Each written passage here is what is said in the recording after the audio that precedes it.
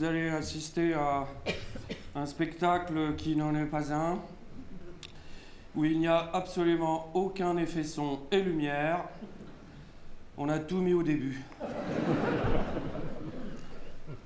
Nous sommes donc réunis ce soir, mes frères et mes sœurs, pour faire un tour de l'actualité de ces derniers mois. Tour de l'actualité à la fois exhaustif et objectif.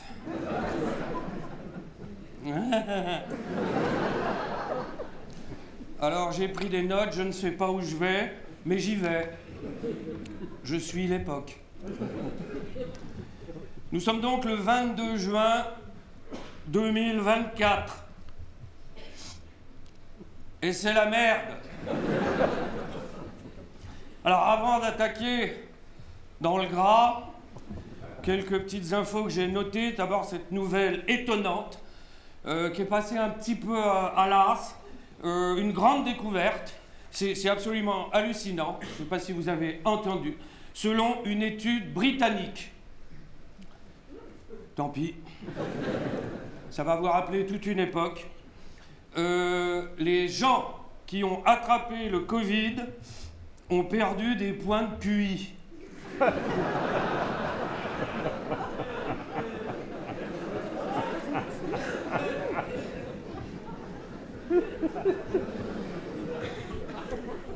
Moi, je ne l'ai pas eu. Alors, qui dans la salle a attrapé le Covid? Est-ce qu'on peut allumer la salle? Levez la main, ceux qui ont... Oh la vache, la bande de cons! Putain. Ceci peut expliquer les résultats de la dernière élection. Autre nouvelle, alors, j'ai quand même trouvé des bonnes nouvelles. Cocorico, j'en reviens pas. Moi, personnellement, j'en pleurerais. Attention, l'EPR de Flamanville va démarrer. Ah, 17 ans qu'on attend ça. Alors, au début, c'était prévu en 2012. Ça fait même plus. Voilà, mais il n'a pas encore démarré que, je cite, un premier arrêt est prévu en 2026 pour remplacer le couvercle de la cuve du réacteur jugé défectueux. Voilà. Sinon, autre bonne nouvelle, le groupe Orpea. Je pense que ça va intéresser des gens dans la salle. Alors, pour ceux qui ne savent pas, Orpea, donc, c'est ceux qui s'occupent donc de... Enfin, qui s'occupent de nos vieux, hein, voilà, les EHPAD, voilà, accusés de maltraitance hein, sur nos seniors. Eh ben, le groupe Orpea a enfin décidé d'agir. En changeant de nom. Voilà. Et puis alors, sinon, cette nouvelle hallucinante, je ne sais pas si vous avez vu. Il y a de la merde! Il y a de la merde dans l'eau minérale! Je note des bulles de pus bleu. Je sais pas ce que c'est, mais il y a pu. Des boules de pus bleu, des pesticides et de la vraie merde. L'eau minérale, vous savez, aux ressources naturelles, la vitalité, vous savez, avec les pubs, là, avec ces gens avec le ventre plat, là, ces enculés. Hein, qui sont là, oh, ils boivent de la merde. Donc, à picoler. Sinon, alors, ah oui, autre nouvelle, le prix du gaz va bondir de 12%. Voilà, alors si vous voulez vous suicider, n'attendez pas trop.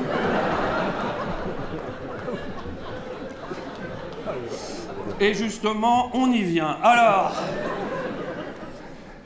il y a eu comme un tremblement de terre le 9 juin. Donc, c'était les élections européennes. Élections européennes qui n'ont jamais vraiment démarré, hein, qu'on peut résumer en cette phrase. L'Europe est si loin de nous et pourtant on est dedans. Élection très étonnante puisque la campagne électorale a démarré après les résultats. Alors... Oui, alors, si vous applaudissez, c'est tous ensemble ou pas du tout, hein. Sinon, on dirait une réunion de gauche. Alors comment on s'ennuyait pendant cette campagne des européennes? Les médias essayaient de faire mousser les débats. Vous avez vu, il y a eu pléthore de débats. Hein, alors, plus la démocratie est en mauvaise santé, plus on a des débats. C'est l'effet compensatoire. Hein? Alors, j'ai quand même, bon, moi, parce que c'est mon boulot, j'ai essayé de regarder 2 débats. J'ai fini sur Netflix. Série débile, mais au moins, on connaît pas la fin. Alors, soirée électorale du 9 juin. Tout se passait bien. Enfin bien. Bon, grosse abstention, voilà, légèrement en baisse, mais 49% quand même. Et là, premier choc, pan, l'extrême droite, Rassemblement National, 31,5%. Paf! Là, déjà, on prend. Alors, on le savait, mais... Alors, 31,5% plus le Reconquête, un Marion Maréchal, nous voilà, hein, qui...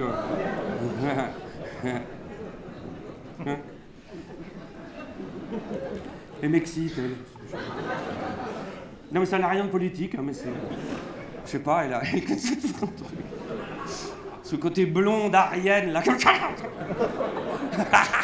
Non, ça me fait feinter. T'as envie de la prendre par les cheveux, comme ça. Non, je sais, il faut plus le faire, mais... Non, mais c'est... voilà, tu vois... Comme ça. Tu vois,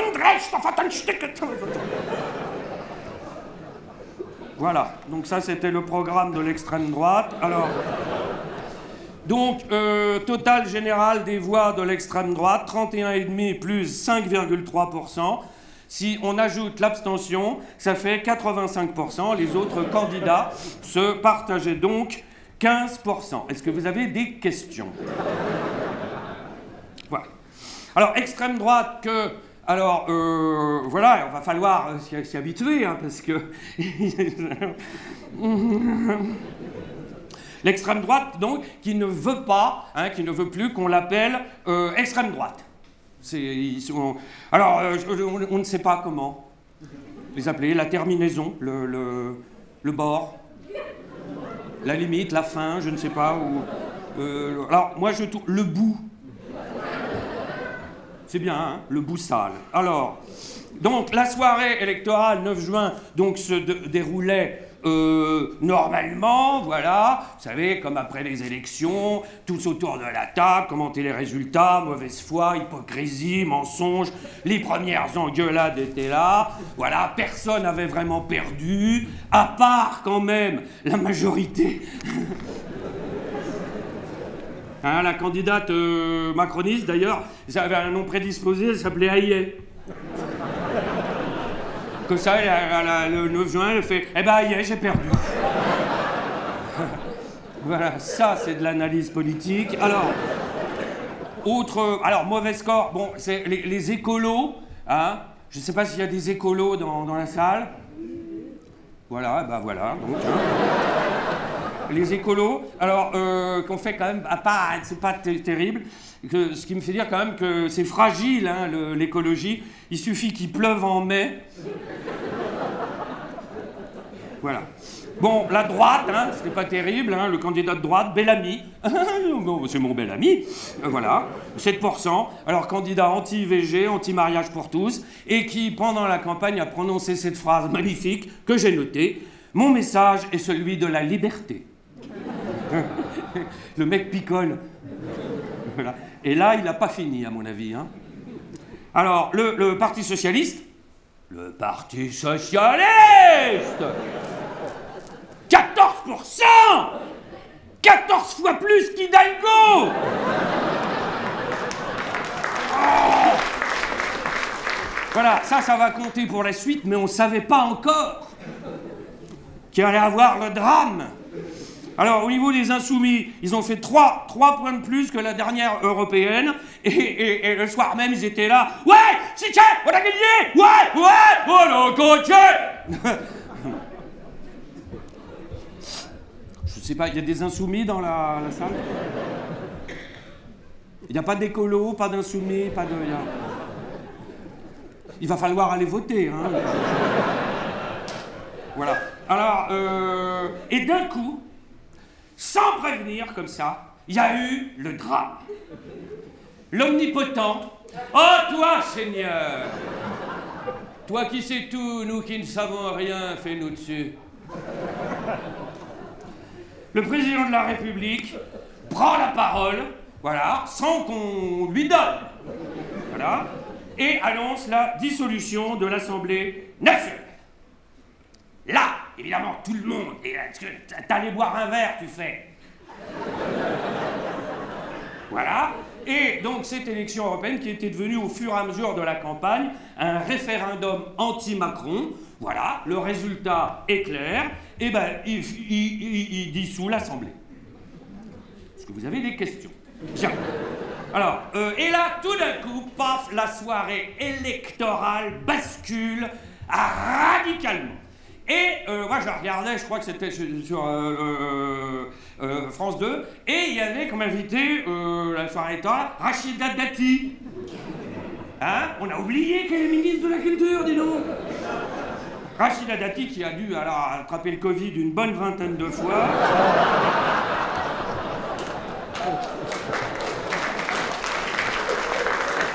Et donc, il passe l'allocution de Macron, et retour plateau, et ils sont sur Rachida Dati.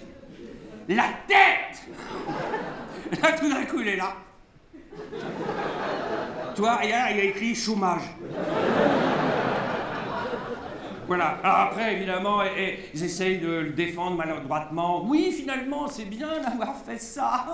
Alors, mais quand même, ce qui m'a frappé dans cette soirée, c'est que d'entendre Jordan Bardella, hein, notre futur Premier ministre. Voilà, je vois que peu de personnes ont hué. Alors, Bardella, qui, peu après 20h, souvenez-vous, demande la dissolution de l'Assemblée nationale, et quelques minutes plus tard, l'omnipotent qui fait « OK ». Bien. Alors, soirée spéciale élection européenne, où on n'a pas une seule seconde parlé d'Europe. Voilà, donc après avoir seriné des centaines de fois le Premier ministre, le Président, il n'y a pas de conséquences directes à atteindre d'un scrutin qui n'est pas national. Il a dissolu. Voilà, sans prévenir personne. C'est ça qui est bon. Voilà, même pas le Premier ministre. Le petit Attal, oh le pauvre, 35 ans chômeur. Voilà, et puis en plus, ça tombe mal, il vient de durcir les règles de l'assurance chômage.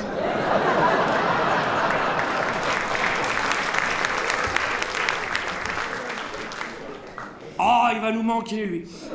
J'ai bien un phraseux. Il a toujours des phrases définitives. J'en ai noté, bon, plein, mais là, je vous en cite une. Donc, Gabriel Attal, si la grève est un droit, travailler est un devoir.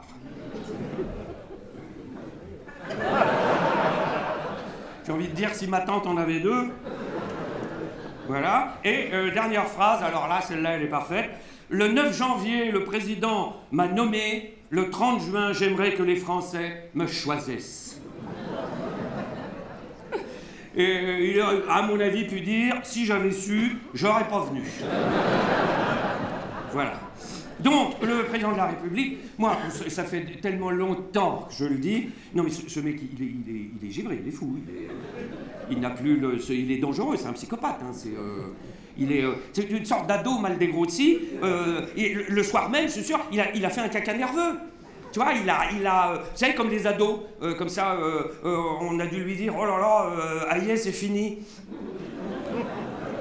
Tu vois, et là, il fait, ouais, parce que c'est comme ça, je dissolve.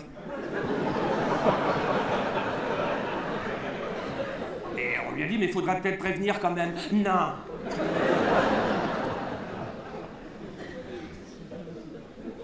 Je caricature, mais à mon avis, c'est ce qui s'est passé. Voilà, il a peut-être demandé à maman, mais enfin, on sait pas. Alors... Voilà.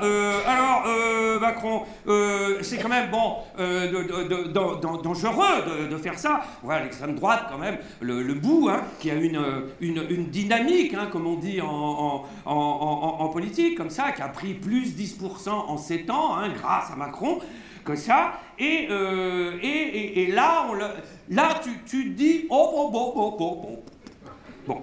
Macron, qui est, bon, tellement détesté, pourtant... Depuis que je fais des revues de presse, on en a eu des bons, hein, dans la détestation. Hein. Mais là, lui, il atteint un sommet. Il est tellement détesté que je pense qu'il devrait appeler à voter extrême droite pour faire barrage.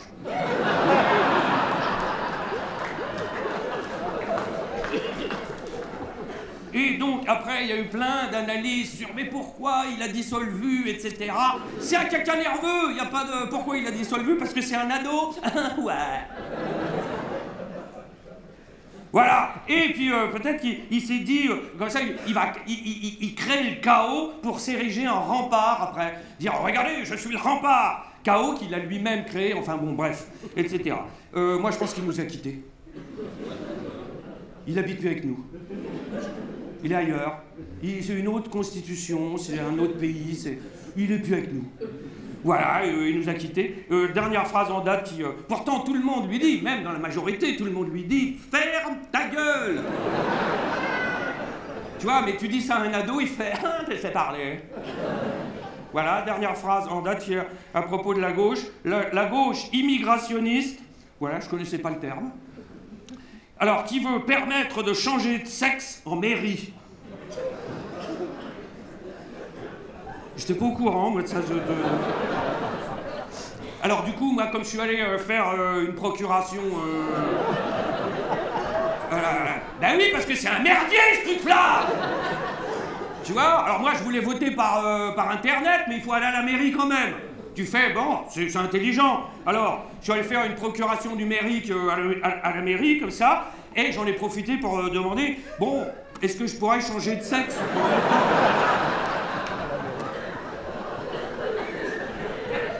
Visiblement, ils n'étaient pas trop au courant là-bas. Enfin bon. Alors, les élections qui auront lieu donc, le 30 juin et le 7 juillet, c'est des bonnes dates. Je pense qu'on n'aurait pas pu trouver pire. Ou éventuellement faire le premier tour le jour du début des Jeux Olympiques. Mais, vous voulez que je vous dise un truc? Il a dû y penser. Voilà. Et alors donc, encore une fois de plus, on se retrouve comme ces dernières années dans la précipitation, l'urgence, il faut aller vite. Et donc ça crée une sorte d'hystérisation de la vie politique, hystérisation de la société. Vous voyez, tout le monde est à cran maintenant. Hein. Tu vas voter qui le 30 juin? Ta gueule. Tu vois, dissolution qui a créé, j'ai vu ça dans un article, un regain de rendez-vous chez les psys. C'est vrai, depuis l'annonce, il y a plein de gens qui sont allés chez le psy. Donc, en résumé, on a un malade mental qui attaque notre santé mentale. Voilà. Alors, moi, ce qui m'a marqué aussi le soir de juin, la soirée électorale, c'est la tête de Bardella. C'est important pour la suite. Donc, voilà, plus tard dans la soirée, hein, annonce de la dissolution, et il se retrouve, il y a Marine Le Pen qui fait un discours, et il est derrière, comme ça. Et il est, mais alors, pâle. Je ne sais pas si vous vous rappelez, c'est pâle, transparent, il est translucide, comme ça. Parce que là, tout d'un coup, il se dit, merde, ils y ont cru. Et sur son visage, tout d'un coup, tu vois... Putain, mais on n'a pas de programme. Mais c'est... Et là, tu te dis, hein, il va faire son coming out, tu vois. Il va arriver, il va se mettre devant la grosse, comme ça, et puis il va dire « C'était une blague !»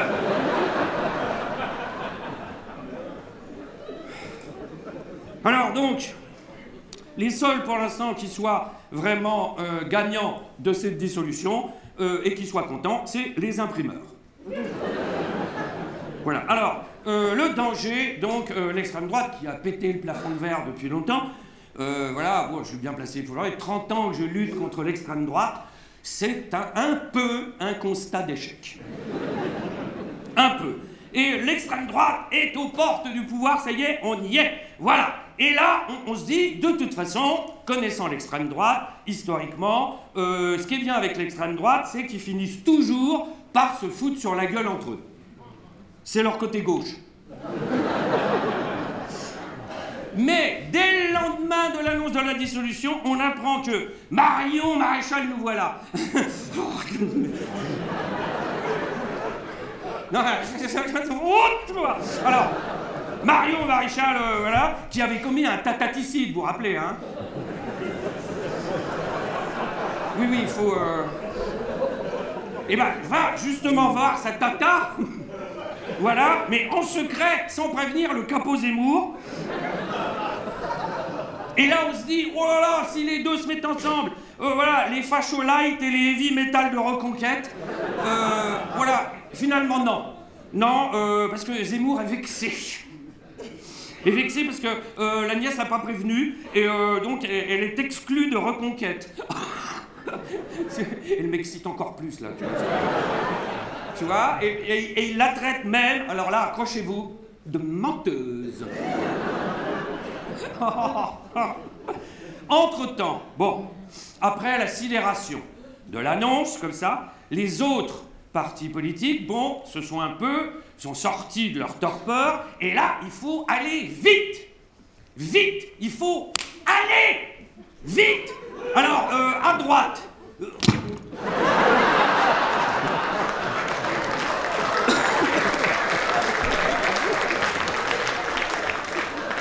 Alors, à droite, ils sont coincés entre Ledoux et Macron. Voilà, que faire? Et là, leur cerveau, Éric Ciotti a une idée. Et il dit, oh, bah, je vais passer un accord avec l'extrême droite. Mais c'est pas la peine d'en parler aux autres. Voilà. Et là, évidemment, les autres apprennent ça, ils font « Qu'est-ce que c'est que ça? Aux valeurs, aux valeurs !» Comme ça, le traître, etc., etc. Comme si à droite, ils découvrent l'eau tiède tout d'un coup, tu vois, c'est... Éric Ciotti est un facho.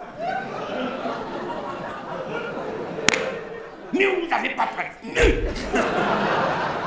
Voilà. Alors, la question maintenant, c'est Éric Ciotti sera-t-il rasé à la Libération?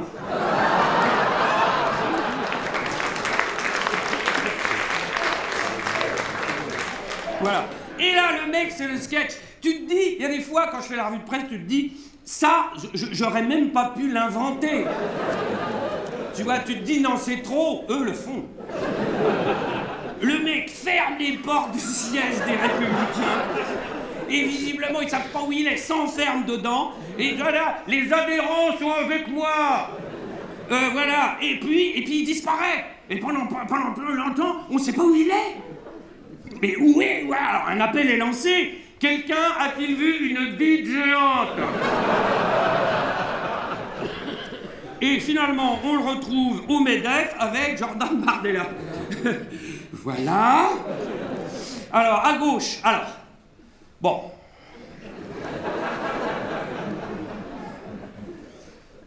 Là, on vit un moment, comment dire? Là, alors... Je vous demanderai d'avoir des réactions mesurées. Parce que... Bon, alors, à gauche. Le 9 juin au soir. Bon, les Insoumis, voilà, annonce de la dissolution. Nous, on est prêts, on y va, ouais, on y va, on va faire la campagne, on va gagner, etc. Et là, Jean-Luc Mélenchon. Alors là, on a un problème.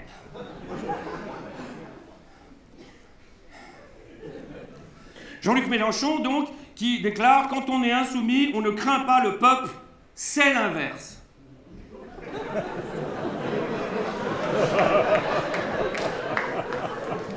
C'est du Mélenchon tout... Là, c'est un peu équivoque. Comme phrase. Mélenchon, et là, je pense, je ne sais plus qui a eu cette phrase, je n'ai pas noté le nom, j'ai trouvé qu'elle était magnifique, concernant Mélenchon, et là, le mec dit, ce qui est important chez lui, c'est ce qu'il ne dit pas. Voilà, le problème, c'est qu'il parle tout le temps. Alors, à gauche. À gauche, là, évidemment, danger, extrême droite, tout de suite. Allez, on y va. Allez, allez, on y va, oh, on y va. Alors, est-ce qu'on y va ensemble? Alors, là, les mecs prennent leur calculette. La gauche, mathématiquement, c'est 30% aux européennes. Et là, les mecs, bon, ben, il n'y a qu'à se mettre ensemble. Et là, il y en a qui font, oui, mais pas avec cet enculé. Ta gueule, connasse, va chier, toi-même, fils de pute, antisémite, sioniste, social traître. C'est nous qui sommes arrivés en tête à la présidentielle, tête de pine. Mais nous, aux européennes, tête de con, face de rat, et ta sœur, elle suce des glaçons, etc.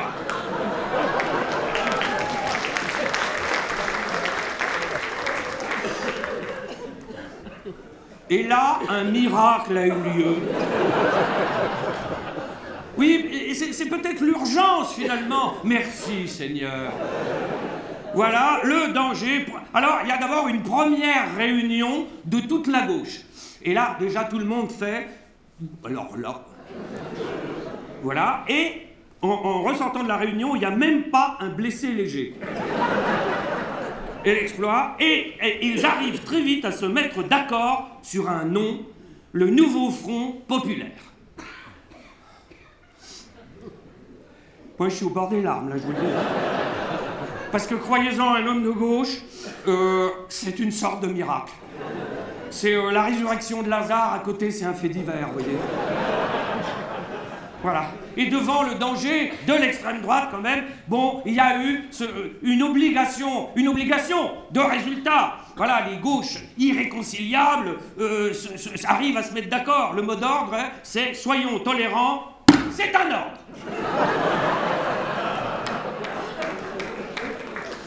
Alors, jusque-là, ça tient. Vous savez, ça me rappelle l'histoire du mec qui tombe, qui se jette de l'étage. C'est le rassemblement de la gauche. Et puis à chaque étage, jusque-là, tout va bien. Voilà. Alors, Jean-Mao Mélenchon n'assiste pas aux réunions. Voilà, on lui a mis une camisole de force. Mais il arrive à tweeter quand même en libérant un bras. Alors attention, tout ça est très fragile. Tout ça peut péter d'un instant à l'autre. Une réflexion, un mauvais regard, attention. Alors, je le dis pour les gens dans la salle, même là, si jamais il y a des socialistes qui sont assis à côté d'insoumis, ne vous parlez pas. Ne vous regardez pas.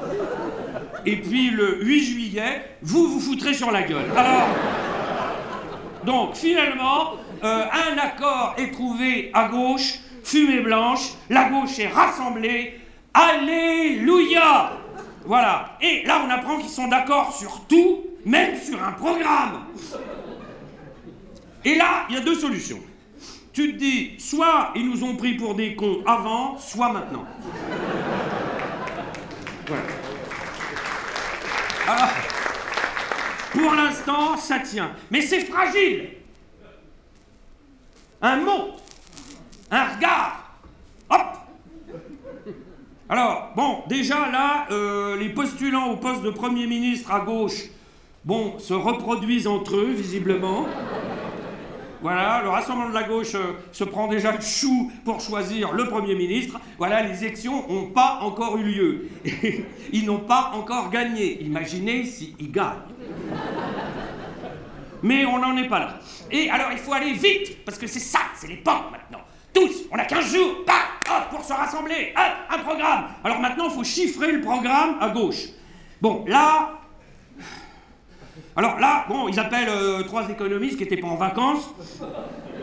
Et les gars, faut chiffrer, pof. Et je sais pas, ça va coûter, je sais pas, 120 milliards, 200, 300, 105, je sais pas, dites-moi un chiffre. Voilà, bon, déjà qu'ils se sont rassemblés, on va pas non plus leur demander de compter. Voilà, on n'a pas le temps. Et là, paf, dans la précipitation, qu'est-ce qui se passe? Un événement! François Hollande est candidat en Corrèze. Là, tu fais... l'amour de la campagne. Et Jérôme Cahuzac aussi. Oh, c'est toute une époque. Ah, ça me rappelle ici, moi je prends, putain. Jérôme Cahuzac, je vous rappelle, un ministre du budget chargé de l'évasion fiscale qui était un évadé fiscal.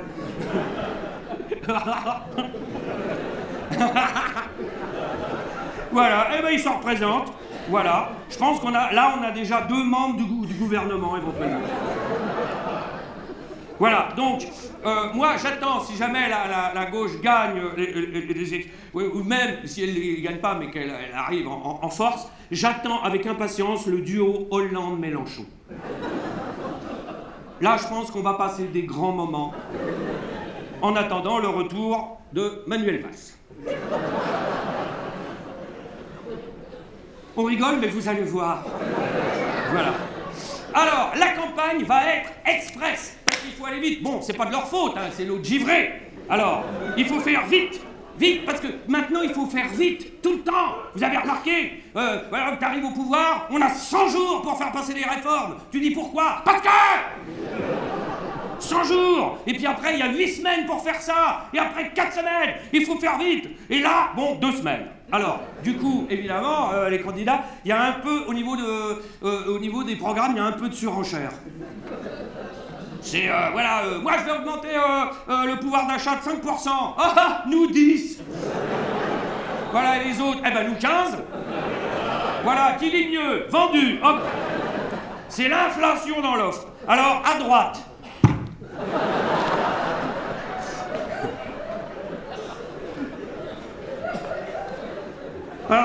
Alors, à droite, ce qu'il y a de bien, c'est que le programme, c'est le dernier de leurs soucis, là. Là, on leur a dit, mais vous avez un programme, les mecs font... Voilà. À droite, là, ils sont tellement désespérés, j'ai noté, il y en a un qui a dit, on regrette Balkany.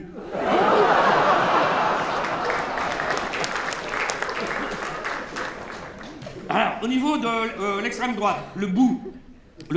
Alors là, tout d'un coup, bon, rappelez, tête de Bardella le soir du truc, putain, merde. Voilà, ils sont emmerdés, parce que bon, au niveau du programme, bon, il y avait un... Bon, c'était un peu, comment dire, bon, c'était une blague, et voilà. Et là, tout d'un coup, Bardella a trouvé la solution. Alors, si vous arrivez au pouvoir, qu'est-ce que vous allez faire? On va faire un audit. Voilà. La veille, ils ne savaient pas ce que c'est, un audit, hein, mais on a dit, on va faire un audit, comme ça, ils arrivent au pouvoir, et puis là, ils vont faire... on aurait bien fait des trucs, mais il n'y a pas d'argent. Voilà. Donc, on ne peut pas faire grand-chose, et ça tombe bien, c'est notre programme. Voilà, hein, je caricature, mais je pense qu'on est dedans à 100%.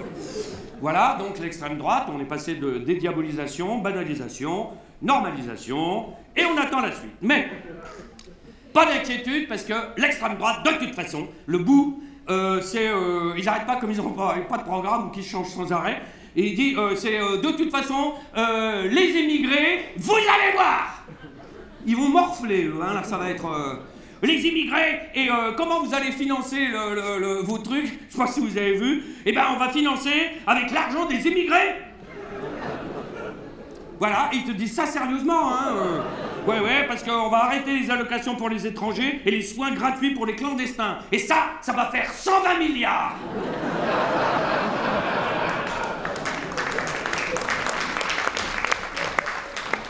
Très souvent, je me dis, on a atteint le fond. Non. Voilà. Alors, voilà, bon, l'extrême droite, hein, va pas... comment dire? C'est un peu... C'est comme une mauvaise tisane. Tu vois, même s'ils arrivent au pouvoir, il n'y aura pas de Big Bang, tout ça, mais, vous savez, ça infuse. C'est ça qui est terrible. Tu vois, le truc infuse. Infuse, et après, t'es obligé de boire. L'idéologie puante. Bon, au niveau de la majorité. Alors là, au niveau de la majorité, les candidats là pour la législative. Alors bon, eux, les mecs pour l'instant envoient des CV un peu partout. Voilà, tout en faisant campagne. Alors les mecs sont en colère contre le psychopathe. Et Macron, donc là, est un peu emmerdé parce que c'est une campagne, donc il faut quand même un programme, enfin un début de programme. Et en fait, il n'a pas de programme. Il n'a pas de programme parce qu'il n'a pas eu le temps d'y penser. Il s'est pris de court lui-même. Ouais. Et t'imagines, comme ça, on lui dit, bon, maintenant, le président, il faut un programme. Et là, il fait, mais putain, quel est le con qui a dit Solvu? Et là, on lui dit, bah, c'est vous. Hein? Quoi? Bon, en résumé, l'extrême centre, hein, qui nous a bien mis dans la merde en ces temps, devrait rapetisser à peu près une sorte de raie du cul, tu vois. Voilà. Devant les extrêmes, voilà, que l'extrême centre a fait grandir, voilà. Et ce qui on arrive, alors si on écoute les médias, maintenant les experts en expertise, spécialistes en spécialisation, on a 3 blocs maintenant. Il y a l'extrême droite, l'extrême centre et l'extrême gauche. C'est pas caricatural. Voilà, c'est l'époque. La pensée complexe, je sais plus qui disait ça l'autre jour, disparaît totalement. Voilà. On est dans la caricature, le tout de suite, il faut que les gens comprennent. Donc il y a 3 blocs. Voilà. C'est comme ça. Avec un fou, hein, donc, oh Seigneur, qui fait un fou qui fait appel à la raison. Ça vous fait rien, vous. Bon. Alors, et au milieu de tout ça, s'est invité dans la campagne un grand concours d'antisémitisme. Voilà, savoir qui est le plus antisémite. Voilà, orchestré par les médias. Voilà, dès qu'il y en a un qui parle, là c'est parti. C'est-à-dire qu'on nous met, mais on l'apprend, hein, il n'y a pas de complot ou de machin, hein, mais on a de la merde dans le cerveau qui arrive non-stop comme ça. Au bout d'un moment, on ne peut plus trier, si tu veux. Donc, où est le juste milieu? Donc, au final, personne ne connaît le résultat de cette élection, mais normalement, on devrait se retrouver avec une assemblée sans majorité. Voilà. Encore moins gouvernable qu'avant. Moi je dis vivement septembre. Voilà.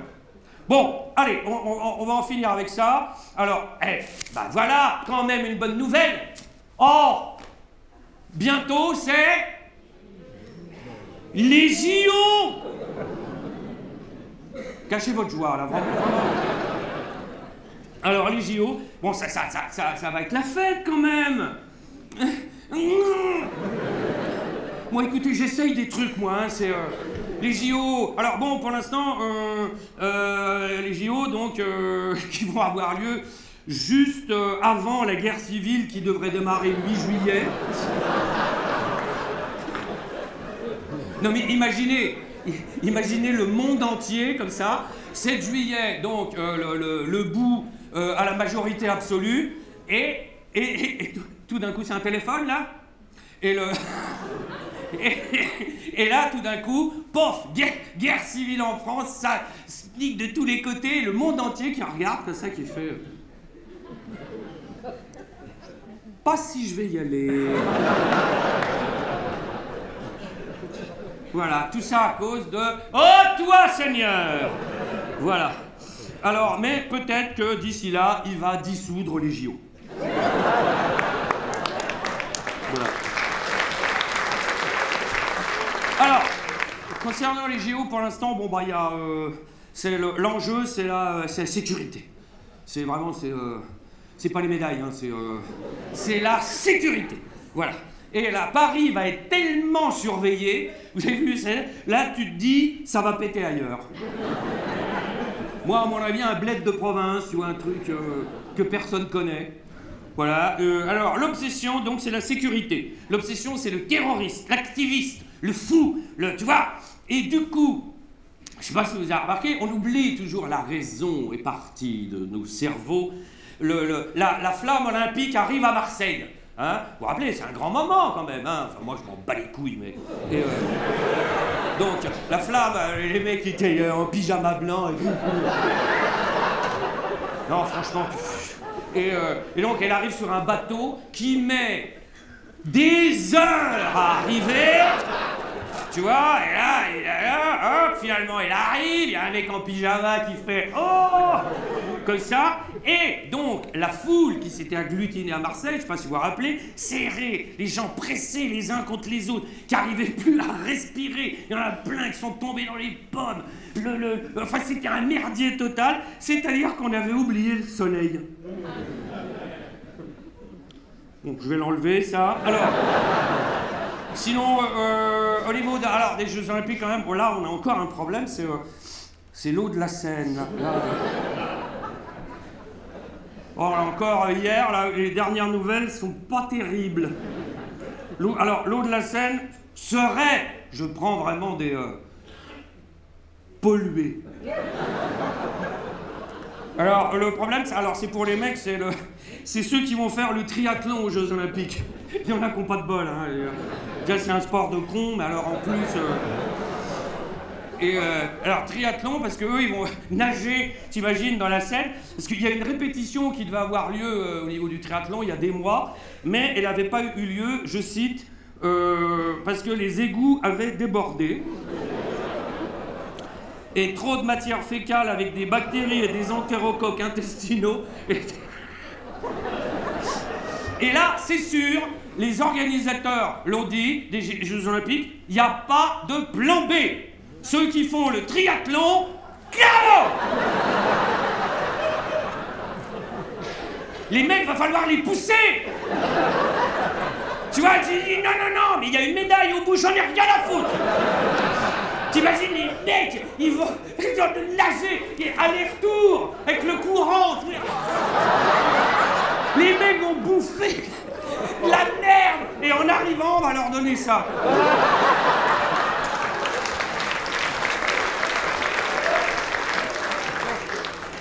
Bon, en attendant, au niveau des Jeux Olympiques à Paris, il est question de nettoyer Paris, enfin nettoyer, d'enlever au fur et à mesure les SDF, les sans-papiers, les marginaux et les travailleuses du sexe. Ça me rappelle. Voilà. Et voilà.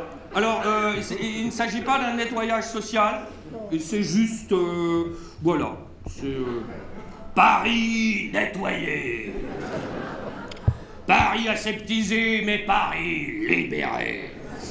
Alors, le terme exact de préfecture et organisateur, pour se défendre, c'est tous ces gens-là, SDF, sans-papiers, marginaux, travailleurs du sexe. En fait, on va pas les... on va les mettre à l'abri. On sait jamais, s'il y en a un qui a envie de faire le triathlon, tu vois... Et pour les mettre à l'abri, tout ce que je vous dis est vrai, vous pouvez vérifier après. On va les envoyer en province, là où les terroristes vont attaquer. Voilà. Et alors, c'est en réflexion, mais en général, quand on les connaît en réflexion, ça veut dire qu'il y a du mal de fait. Durant les Jeux Olympiques, tous ceux qui sont fichés S, qui souffrent d'un trouble, je cite, genre délire psychotique ou déséquilibre psychologique, vont être tenus à distance pendant la durée des Jeux. Voilà, c'est-à-dire enfermés. Voilà, moi je trouve ça grave. Macron et Mélenchon ne pourront pas assister aux Jeux.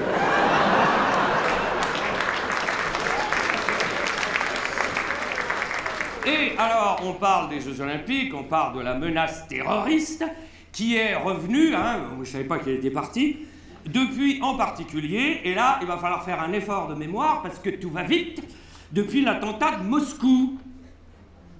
Vous vous rappelez l'attentat de Moscou? Regardez, vous voyez, c'est ça notre problème, vous voyez, ça va trop vite, une info chasse l'autre, rien n'est résolu, on est des poissons rouges dans un bocal, on fait le tour, putain, je suis où? L'attentat de Moscou, 180 morts quand même, rappelez-vous. qui a été commis, ça c'était en quoi? En février, commis par... Alors, pourquoi je vous en parle? Parce que le délire qui va avec. Attentat de Moscou commis par des terroristes d'Asie centrale. Leurs arabes à eux.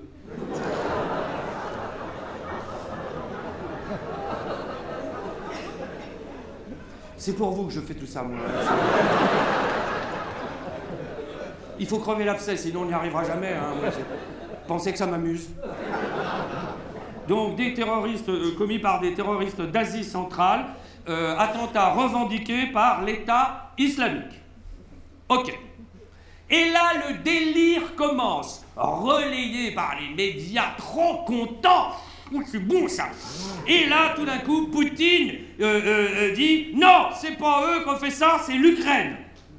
Pourquoi? Parce qu'en sortant, ils ont pris à droite. Et là, paf, d'autres spécialistes en spécialisation disent non, c'est planifié, ça a été planifié et orchestré par les services spéciaux russes pour justifier des frappes encore plus dures. Voilà, là-dedans, l'État islamique obligé de revendiquer 2 fois. Tu vois, il paraît qu'à un moment donné, ils se sont même énervés. Tu vois, on vous dit que c'est nous. Non, il n'y a plus de valeur, là, enfin, alors... Et donc, et alors là, souvenez-vous, les images, hein, 4 terroristes israéliens capturés, vous vous rappelez, devant les caméras, comme ça, là, et alors, capturés, et c'est là où c'est hallucinant, vivants. Une erreur. Alors... Et là, hop, le délire continue. Non, disent certains experts en expertise, ceux qui ont été arrêtés, les 4 là, ne seraient pas ceux qui ont fait le coup. Et là, d'autres qui disent, et si, hein, c'est les États-Unis derrière tout ça. Alors, bon, là-dedans, moi, j'ai une théorie.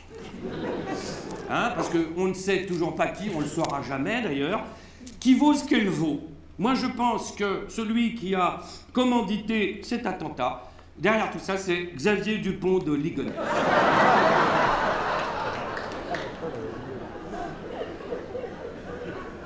Ou Hitler. Hitler qui est toujours vivant. Hein. Ah, vous n'étiez pas au courant? Ah, il est toujours vivant. Bon, il est un peu... voilà, il vit dans un sous-marin. Un Yellow Submarine. Voilà, et il dirige le monde. Avec Kennedy aussi, qui n'est pas mort non plus. 107 ans, bon, il a un peu de mal, qui vit dans... Vous n'étiez pas au courant de ça? Kennedy, toujours vivant, qui vit caché dans un EHPAD à Neuf-le-Château avec l'ayatollah Khomeini. Voilà, et ils dirigent tous les deux, ils dirigent le monde, voilà. Et ils font passer les ordres par Brigitte Macron, qui en fait s'appelle Jean-Michel Trogneux. Et comme ils sont fatigués, très fatigués, tous les deux, comme ça, ils ont du mal à marcher, ça tombe bien comme la Terre est plate. Voilà. Pourquoi pas? Voilà. Alors, d'autres bonnes nouvelles, on a eu... c'est passé un peu inaperçu, bon, ouais, pas trop, mais ça prouve quand même que la France est encore un pays qui compte. En français, pour l'instant, hein, pas en allemand. Alors... Non, je vais l'enlever, celle-là, c'est... Voilà, alors, bonne nouvelle, on a quand même reçu, vous avez eu en visite officielle, le président chinois qu'on a reçu. Xi Jinping, le frère de Xi Jinping. Je sais, c'est nul. Mais c'est fait exprès, je mets des trucs très très mauvais pour que le reste paraisse génial. C'est un truc. Et alors, visite d'État, tout ça, hein, ce qui prouve, bon, bah, on est un pays important, hein, parce qu'en fait, on a un problème avec la Chine, c'est au niveau des échanges commerciaux. On est un peu dans le rouge. Voilà, c'est parce que la concurrence est déloyale, parce que là-bas, il n'y a pas la CGT, alors... forcément, alors... Et alors, donc, il fallait faire changer d'avis Xi. J'aime bien cette phrase. Alors, il fallait faire changer le président chinois d'avis sur, justement, les échanges commerciaux, voilà, la concurrence déloyale, et sur la guerre en Ukraine. Voilà, pour qu'ils ne vendent pas d'armes à Poutine. OK? Vous voyez le truc. Et alors, pour le faire changer d'avis, tenez-vous bien, on a organisé un grand dîner à l'Élysée avec comme invité principal, une des invitées principales, Mireille Mathieu.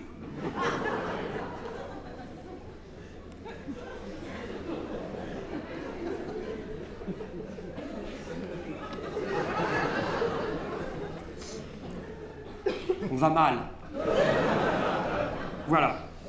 Visite aussitôt suivie, enfin un petit peu après quand même, le président américain aussi, qui est venu, le Joe Biden, il est venu. 3 jours chez nous. 3 jours, hein, c'est important, hein. Il serait resté 2 jours, on aurait fait, ouais, tu vois, 3 jours. Voilà, bah il est obligé, 3 jours, hein, parce qu'il y a l'ambulance, alors... 3 jours chez nous, pour fêter le débarquement de l'extrême droite. Et Joe Biden, donc, qui, s'il est élu peut-être prochain président des États-Unis, hein, et s'il est élu, il le sera, mais d'un pays dont il ne se rappelle plus le nom. Donc, s'il est élu, s'il bat Donald Trump. Il n'y a pas que nous qui allons mal. Hein, moi, j'ai mis cette nouvelle-là pour nous rassurer, tu vois. Tu fais, oh, finalement... Donald Trump, donc, jugé, vous avez vu, coupable, son premier procès, hein, il en a 132, premier procès, et qui maintenant se dit prisonnier politique. Ben oui, alors. Et alors, ce qui est hallucinant, mais ça tient à l'électorat, et que ce soit ici ou là-bas, à mon avis, donc, il est jugé coupable, hein, premier procès, mais vraiment jugé coupable, paf. Et là, aussitôt, dans la nuit, il a reçu des millions de dons pour sa campagne. Moi, l'espèce humaine, quelquefois, il y a des choses qui m'échappent. Moi, Voilà. Et aux États-Unis, même, ils vont à élection à la fin de l'année, hein, donc il y a éventuellement un 3e candidat, on n'en parle pas, c'est un Kennedy. Et lui, il a le cerveau qui a été bouffé par des vers. Voilà. On va bien, finalement. On va bien. Voilà. Sinon, qu'est-ce qu'il y a? Oui, enfin, on va bien. Non. Parce que là, j'ai noté... Alors, je ne savais pas que ça existait. Il y a un classement du bonheur qui est fait. Oui, bah, c'est l'ONU qui fait ça. C'est estimé en PIB par habitant, soutien social, perception du bonheur. C'est pas con, hein, d'ailleurs. Hein. Voilà. Et ben, la France chute à la 27e place. C'était avant le 9 juin, ça. Là, à mon avis, on a perdu 15 places encore. Et chez les moins de 38 ans, tu vois, moins de 38 ans, on chute à la 43e place. Voilà, juste devant le Burkina Faso. Voilà. Et alors, autre problème, d'après une enquête, une énorme enquête de l'IFOP, hein, pas un sondage, hein, de toute façon, vous avez dû le voir passer, ça, les Français ne baissent plus. C'est un problème, ça. Hein, pas pour mais pour la natalité. Hein, voilà. Alors, ne baisse plus, le vrai terme, c'est l'activité sexuelle est en berne. Voilà. En particulier, et c'est là où c'est chez les 18-24 ans. Alors que normalement, à cet âge-là, je veux dire, tout ce qui passe, tu vois, pim, pim. Enfin, moins maintenant, mais... je me rappelle, moi, à l'époque. Non, mais c'est vrai, tu vois, n'importe quoi, une chaise. 18-24 ans, mais là, ils ont pas le moral, hein, les 18-24 ans. Paraît-il qu'on leur laisse une société en mauvaise... Ça va, ils ont qu'à se démerder. Alors, bah oui, parce qu'ils sont mitourisés et éco-anxieux. Éco-anxieux. Alors bon, c'est vrai qu'au niveau du dérèglement climatique, si vous voulez, on fait une pause hein, à un moment.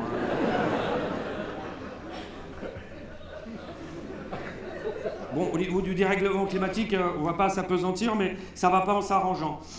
Bon, il y a quand même des signes positifs. Hein, essayons de... Voilà, vous avez remarqué, on écoute plus les scientifiques depuis que les hortensias poussent fin janvier.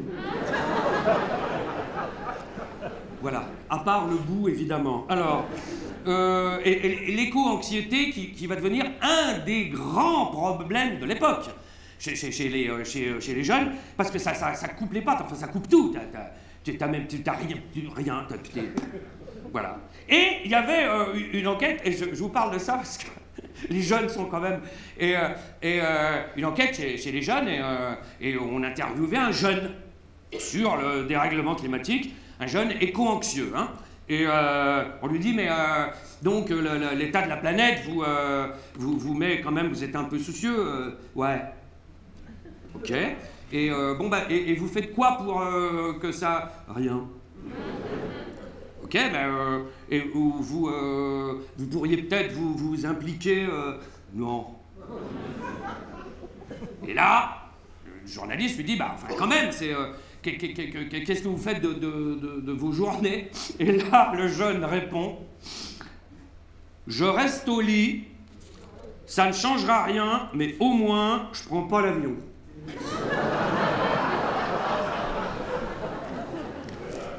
Nos jeunes ont encore de la ressource. Ah. Et alors, et la guerre en Ukraine qui continue. Oh, excusez-moi, c'est vraiment... Vous voulez qu'on fait une pause, hein, si vous voulez. Non, c'est pas moi, c'est l'actualité. Alors, la guerre en Ukraine qui continue, saison 3. Alors, d'après les experts en expertise, spécialistes en spécialisation, là, ils sont unanimes. Ça va être long.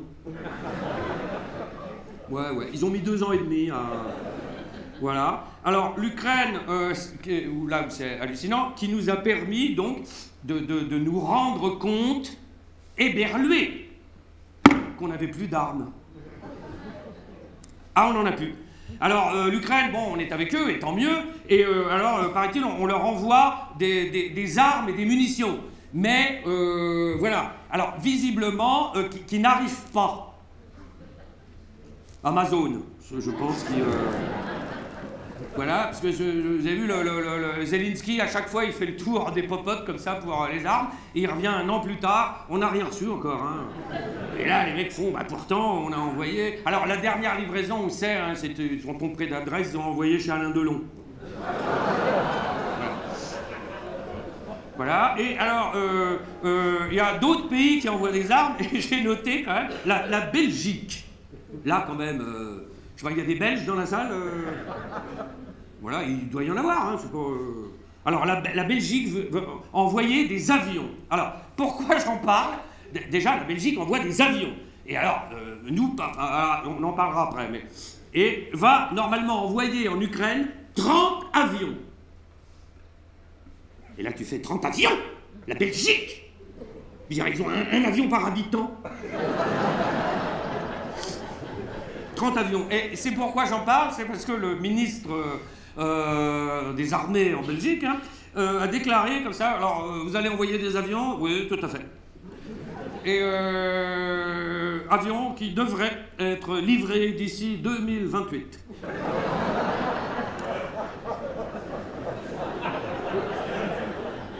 Voilà, alors du coup, nous, vous avez vu, on veut aussi envoyer des avions en Ukraine, et alors, paraît-il, on va envoyer des Mirages. Voilà, des Mirages qui n'arriveront pas non plus, d'où leur nom. Voilà, parce que vous avez des questions. Voilà. Sinon, bon, la guerre en Ukraine, ça va être long, d'autant que, bon, bah, Poutine a été réélu, hein. Voilà, hein. On a l'impression que c'était il y a longtemps, hein, mais c'était hier, hein. Voilà, 87% des voix. Bah, ou moi, là-bas, lui, la majorité absolue. Tu vois, il a fait 10% de mieux que la dernière fois. Dans 6 ans, il fera 97%, dans 12 ans, 107. Voilà. Et alors, le conflit israélo-palestinien, Israël-Hamas qui continue... Excusez-moi.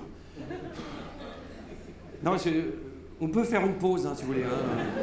D'autant que là, on va commencer à aborder un sujet un peu touchy. Alors, le conflit israélo-Hamas, israélo-palestine, bon, catastrophe humanitaire en cours, hein, on va pas revenir là-dessus. Netanyahou, qui continue de faire des bras d'honneur à tout le monde, paraît qu'il a chopé une tendinite, le gars. Faut que je fasse attention à ce que je dis, quand même. Sinon, je vais me faire virer de France Inter.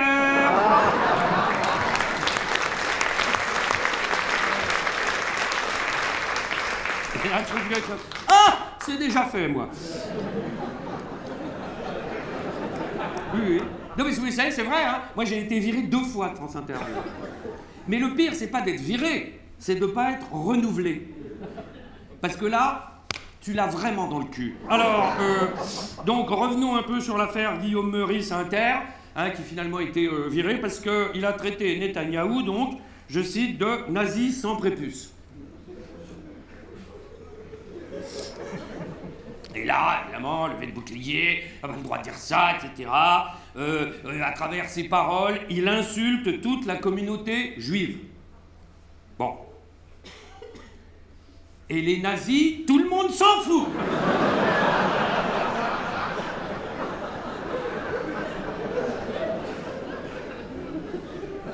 Là, j'aurais été viré aussi, je pense. Voilà. Mais, et là, où c'est grave quand même dans cette histoire, c'est que la morale, et je suis bien placé pour vous le dire, croyez-moi, la morale commence à se mêler à l'humour. Vous avez remarqué? Maintenant, il y a les curés de la pensée, comme ça, maintenant. Il y a ce qu'on peut dire, qu'on ne peut pas dire, ce qu'on a le droit, ce qu'on n'a pas le droit. Et c'est un petit peu grave, quand même. Voilà. Et du coup, maintenant, la liberté d'expression est défendue par l'extrême droite. Est-ce que vous avez des questions? Voilà. Et la situation actuelle, moi, je résume ça en une phrase. On s'est laissé enfermer dans l'esprit d'ouverture. Merci. Donc du coup, au niveau Israël-Palestine, Israël-Hamas, les États-Unis, bon, ils sont pas contents parce qu'ils n'arrêtent pas de dire à Netanyahou, arrête, hein. Voilà. Et les États-Unis menacent de plus livrer d'armes. Attention, hein, à Israël. Voilà, parce que dans les plus grands, ceux qui livrent le plus d'armes à Israël, il y a les États-Unis. Bon, nous, on est là. Ben, on n'en a pas, nous, de toute façon. On en a, mais elle ne marche pas. Mais on a la bombe. Et donc, les États-Unis envoient énormément d'armes. Et le deuxième livreur d'armes à Israël, vous savez qui c'est? L'Allemagne. Et l'Allemagne qui a dit, quoi qu'il en soit, eux, ils vont continuer de livrer des armes à Israël. C'est un pied de nez de l'histoire quand même un peu... Voilà, on a donc maintenant l'Allemagne qui est un partenaire privilégié d'Israël. C'est sans doute bien. Voilà, le Hamas, bon, qui continue à prendre sa population en otage. Voilà, de toute façon, boucherie des deux côtés, on n'est pas là pour, voilà, la mort, la haine nourrit la haine, etc. Et donc, Joe Biden a tapé du poing sur la table, et il s'est cassé le poignet. Alors, il y a eu une lueur d'espoir, de trêve dans la bande de Gaza, etc. Mais tout ça plus le reste, hein, tout ce que je viens de vous dire, et tout ce qui va suivre, nourrit une ambiance générale de merde. Voilà. Tout devient violent. Vous avez remarqué à notre époque, moi je le vois dans les revues de presse, j'en fais depuis très longtemps. Tout est tranché, tout est définitif maintenant. On n'essaie plus de comprendre. La pensée complexe a disparu. Maintenant, c'est ça ou ça. T'es pas d'accord, t'es pas d'accord. On ressent maintenant. On se laisse emporter par nos émotions. La réflexion a disparu. Voilà, on est en colère, on est sommé des pour ou contre, etc. Le doute n'existe plus maintenant. Tu ne dois plus douter. Les avis sont tranchés. Oh, par exemple, tu prends, bon, il y a quelques semaines, des étudiants qui manifestaient à la Sorbonne en soutien de la Palestine. Vous vous rappelez? Bon, bloque l'université. Tout de suite, bon, voilà, l'université est un bunker d'islamo-gauchistes. Bon, là tu fais, c'est peut-être un peu trop. Voilà. Il y a des gamins qui meurent dans la bande de Gaza. Bon, d'ailleurs, ils pourraient mourir ailleurs, que des enfants qui meurent, enfin, qu'ils soient musulmans, juifs, bouddhistes, protestants, même catholiques. Tu vois, Si tu te révoltes contre ça, c'est plutôt sain.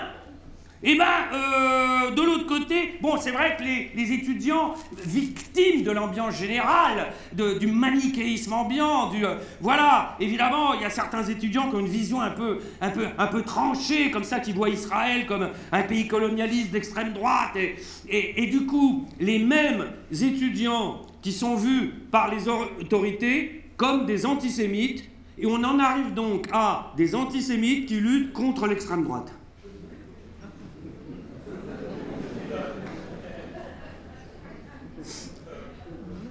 J'en ai marre, moi. Mais puisque l'antisémitisme s'est invité dans la campagne, puisque de toute façon, il n'a jamais disparu, malheureusement, en France, ce cancer de l'antisémitisme, c'est vrai qu'on devrait tous s'interroger sur notre antisémitisme et notre racisme aussi. Hein. J'ai trouvé cette phrase, c'est un psychiatre qui l'a prononcée, je l'ai trouvée pas mal, je vous la livre. C'est une base de réflexion, hein. Pensée complexe, attention. Hein. On doit se poser la question de l'antisémitisme ou du racisme comme un homme se pose la question de la misogynie.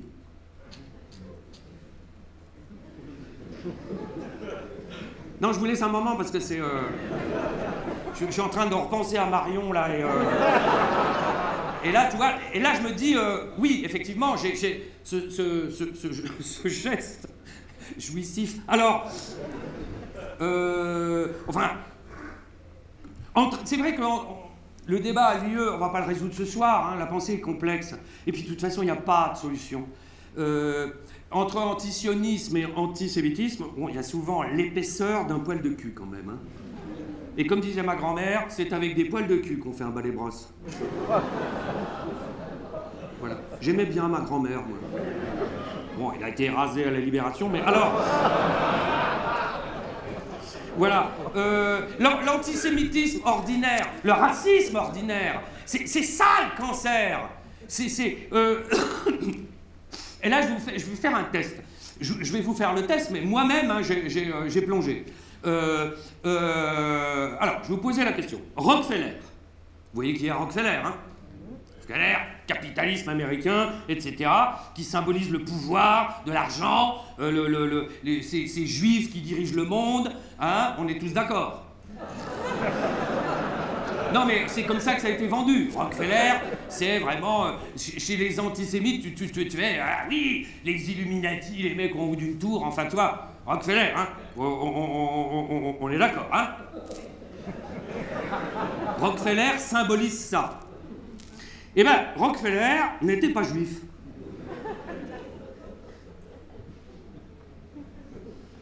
Vous pouvez vérifier en sortant, parce que j'ai déjà fait, souvent les gens en sortant, ils font putain, c'est pas vrai ça. Qui savait dans la salle que Rockefeller n'était pas juif?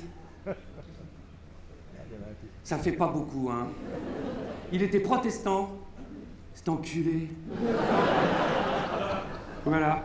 Et oui, mais, qu'on le veuille ou non, c'est dans notre cerveau, c'est la bouillie qu'on ingurgite, l'image de... Voilà, et ça dérape tout le temps, la pensée complexe, tu vois, tu n'existe plus. Tu prends par exemple le concours Eurovision de la chanson. Vous allez me dire, qu'est-ce que ça vient foutre là? Bon, le truc le plus kitsch du monde, hein, bon, le dernier concours Eurovision de la chanson, paf, il y a des pétitions et des manifestations, appellent au boycott sur la participation de la candidate israélienne. Et là tu fais, mais qu'est-ce que c'est? Et nous, notre candidat, on dirait qu'on l'a fait exprès, s'appelait Slimane. Oh la vache. Bon, cela dit, pour le concours Eurovision de la chanson, moi, j'en ai rien à foutre, hein, mais... on a encore perdu. Non, mais ça fait depuis combien de temps? 1976 qu'on perd. Et la France qui gagne, merde. La dernière chanson, c'était qui? Marie-Myriam, comme un oiseau, hein? Tellement on l'a entendue, je pouvais plus la supporter, cette chanson. Mais, et là, on a encore perdu. C'est la Suisse qui a gagné, ou la Suisse, on ne sait pas. Voilà. Moi, concours Eurovision de la chanson, on aurait dû envoyer Kenji Girac. Ouais, on va en parler après si on a le temps. Alors... Bon, eh oui, qu'est-ce que vous voulez? L'époque est de plus en plus anxiogène, c'est comme ça. Heureusement, tout va bien en Nouvelle-Calédonie.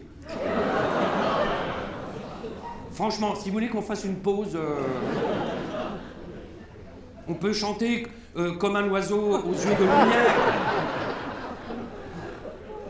Alors, la Nouvelle-Calédonie, j'en parle pourquoi? Bon, on va pas refaire toute l'histoire, mais quand c'est arrivé, je sais pas si vous avez vu les émeutes en Nouvelle-Calédonie, on a eu l'impression, relatée par les médias, de tous bords d'ailleurs, hein, on a l'impression que cette violence était arrivée tout d'un coup, un matin. Il y en a qui s'étaient envoyé des messages sur TikTok, et puis hop, on brûle tout. Alors, visiblement, c'est plus compliqué.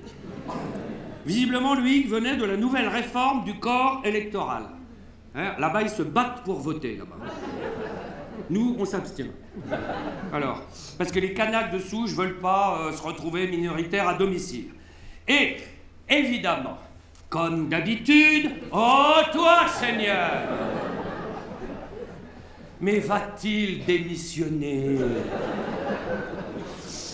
Évidemment, pour solutionner tout ça, notre président de la République, vous avez vu, a fait le voyage aussitôt, et un problème, j'y vais. Et le mec prend l'avion, je vais tout régler. Il arrive là-bas, vous savez, il va tout régler comme quand il est allé voir Poutine, vous vous rappelez, juste avant la guerre en Ukraine. La table de 10 mètres de long, vous vous rappelez? Passe-moi le sel! Et là, il était allé là-bas, vous inquiétez pas, j'y vais, je vais tout. 2 jours plus tard, la guerre commençait. Voilà. Et donc, il va en Nouvelle-Calédonie, voilà, et tout ça pour dire que finalement, il est urgent d'attendre. Et il a raison, pour une fois. Prenons le temps, cette précipitation. Bon. Et l'avantage, c'est que pendant 48 heures, on l'a pas entendu. Je pense qu'il devrait aller en Nouvelle-Calédonie tous les 2 jours. Voilà. Alors, dans ce marasme, quand même, j'ai quand même des bonnes nouvelles. Dans ce marasme, dans cette époque anxiogène qui est maintenant notre vie, reste un espoir, la loi sur la fin de vie. Oui, je pense qu'on en est là, hein. Alors... Et donc ça, c'est très important parce que ça, vraiment, ça regarde, c'est pour tout le monde, hein, puisqu'on y va tous. Alors, le débat sur la fin de vie, ça fait 2 ans que ça dure, mais ça mérite un temps long, hein, voilà, et il va y avoir 1 an de débat de plus à l'Assemblée nationale, voire, on ne sait pas, là, hein, c'est... Voilà, à mon avis, vu les législatives, vu qu'il n'y aura pas de majorité, vu la rentrée, c'est pas le moment d'avoir un cancer, là. Voilà. Et alors, finalement, pourquoi j'en parle? Parce que le bilan pour le projet de loi, sur la fin de vie, hein, précise que, dans l'état actuel, hein, le projet de loi, il n'y aura ni suicide assisté, ni euthanasie, mais une aide active à mourir.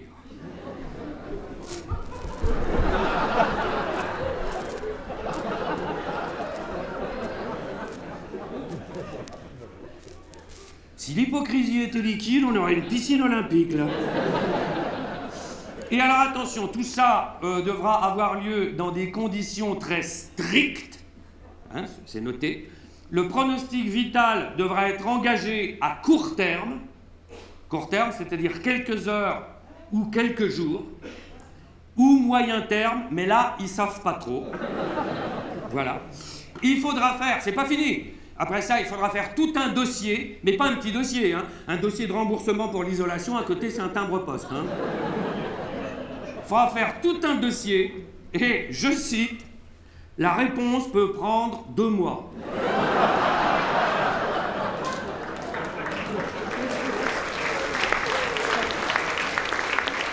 Et c'est pas fini, Et il faudra certainement, c'est pas encore voté mais on verra, confirmer sa volonté jusqu'au dernier instant.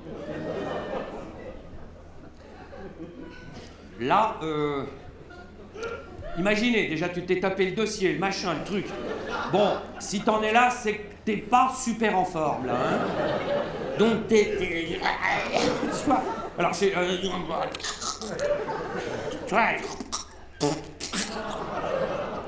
Oh merde!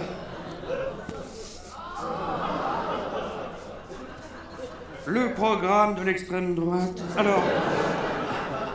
Imagine, t'es là, comme ça, t'es dans un état. Donc tu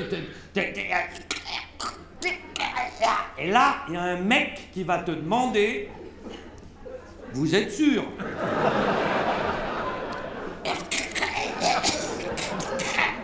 J'ai pas bien entendu ce qu'il a dit, là.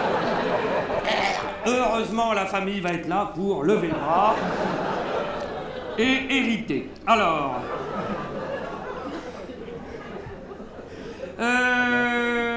tout ça, c'est fait pour relancer le tourisme en Suisse.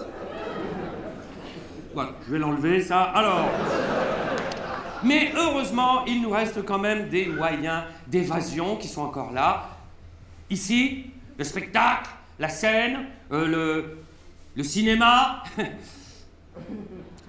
Ah merde, déjà. Alors, le cinéma, bon, même pas, parce que... Alors, bon, le cinéma, alors, ces derniers temps, vous voyez, le cinéma, avec les prises de parole, Godrèche, etc., est devenu en quelques mois, je cite, un refuge de violeurs et de prédateurs.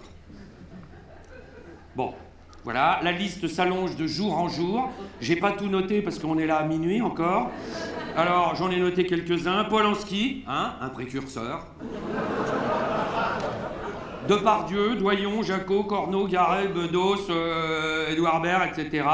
La liste des cochons s'allonge de jour en jour. Les plaintes se multiplient comme les pains avec Jésus. Alors... dans le métier, alors, je vous avoue qu'on serre les fesses.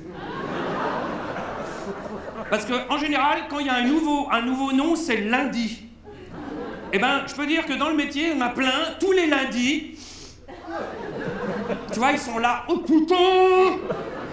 Tu vois, ils attendent, et là, tout d'un coup, pan, Édouard Baird. Ouais!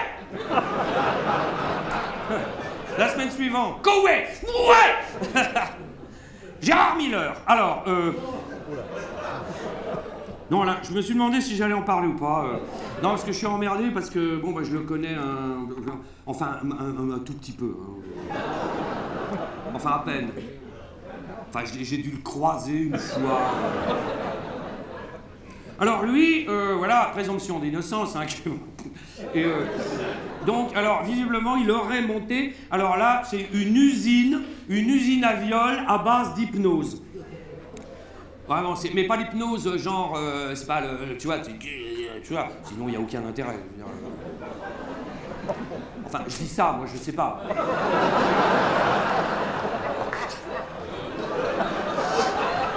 Oh, toi! Alors... Et donc, à base d'hypnose, alors, il aurait monté ça, mais vraiment, c'est industriel, hein.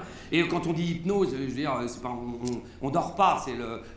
tu vois, c'est... Par exemple, quand tu prends le métro ou le bus, que t'es... tu vois, et puis tu loupes une station, c'est arrivé à tout le monde, et ben c'est de l'hypnose. Voilà. Et là, il faut pas que Gérard Miller passe à ce moment-là. Voilà, et alors... Bon, c'est bien, la parole des femmes se libère, et c'est très bien.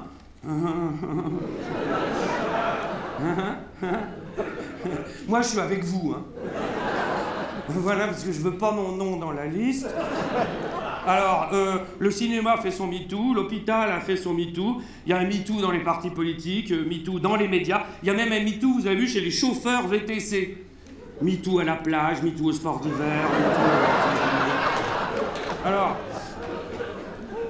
j'ai peur, mais je ne sais pas, j'ai peur qu'une sorte de routine s'installe quand même. C'est-à-dire, tu vois, parce que là, ça reste un événement, tu vois. Lundi, alors c'est qui le cochon? Oh, sale enculé! Voilà, j'ai peur que petit à petit, tu vois, on fasse, ah ouais. Mais je suis pas sûr, hein. Moi, je suis avec, de toute façon, avec les féministes. Alors... Voilà. Et donc, y a quand même une bonne nouvelle. Dans ce monde de brutes, voilà, souvenez-vous, en février. Moi, j'ai vu ça, la cérémonie, j'ai pleuré. Hein, je vous le dis tout de suite, j'ai versé ma larme. Manouchian. Vous vous rappelez, on a l'impression que c'était il y a très longtemps. Hein. C'était en février. Hein. Manouchian et sa bande de résistants qui font leur entrée au Panthéon. C'est magnifique quand même, ça. Moi j'ai trouvé ça. Alors leur ennemi à l'époque, c'était le nazisme, hein, qui n'était pas l'ennemi de tous à l'époque. Hein, en particulier la police française, qu'on salue au passage. Et l'extrême droite.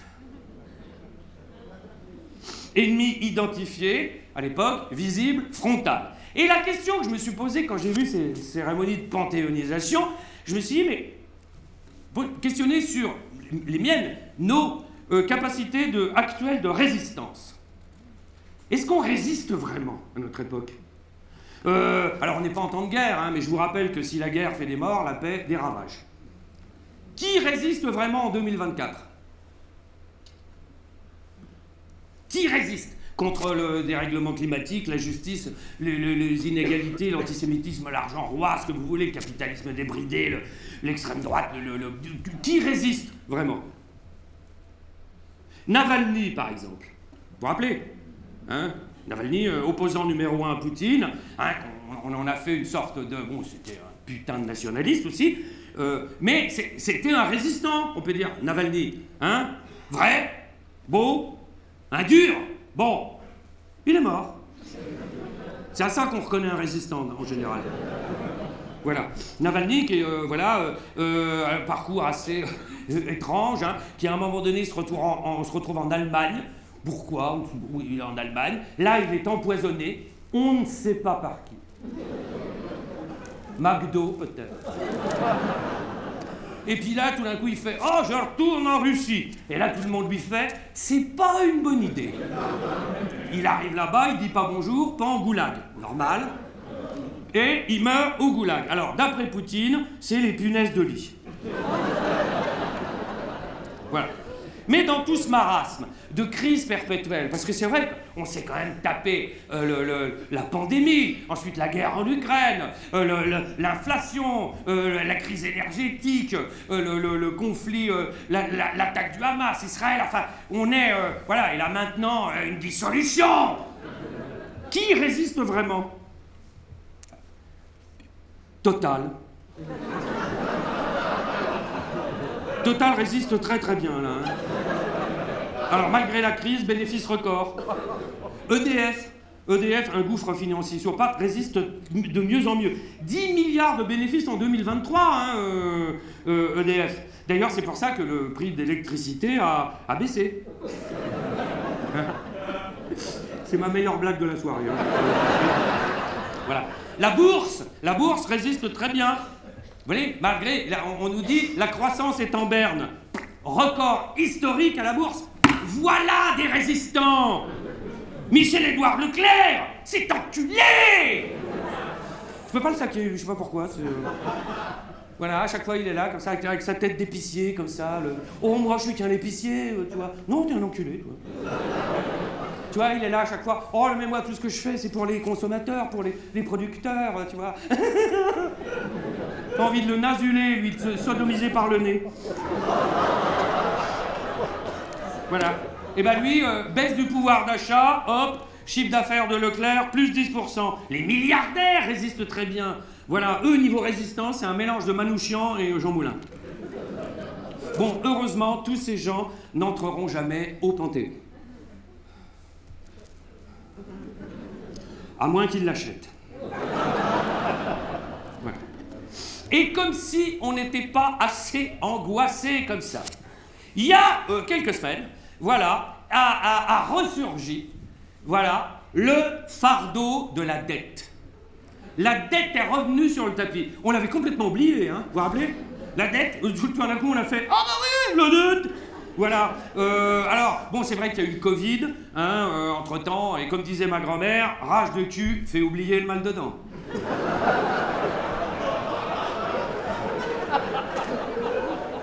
Voilà. C'était bien ma grand-mère, hein. Alors... Et la dette revient sur le tapis, 5,5% du PIB, déficit record jamais connu sous la Ve République. Pourtant, on avait le Mozart de la finance. Voilà, voilà. Et tout d'un coup, les agences de notation, qui vont nous faire peur pour nous maintenir sous pression, qui vont nous mettre une mauvaise note, on va redoubler. Ça, ils ont fait mousser ça pendant super longtemps, l'agence Fitch et Fatch. Fitch et Fatch va nous rétrograder. Oh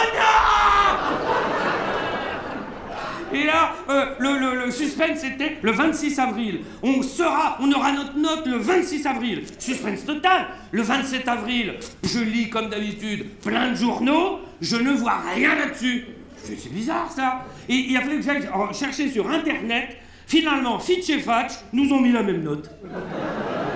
Tu vois, il y a des fois tu te dis, ils nous prennent pour des cons, là, on en est sûr. Voilà. Mais peu importe, de toute façon, il faut faire des économies. On vous l'a dit, 10 milliards d'économies cette année, 20 milliards l'année prochaine, 50 milliards dans 3 ans.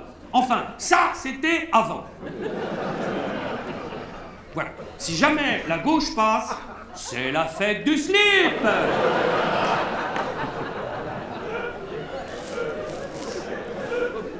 Et alors évidemment, la grande question qui se pose d'ailleurs pendant la campagne présidentielle, faire des économies, ok, mais où trouver cet argent?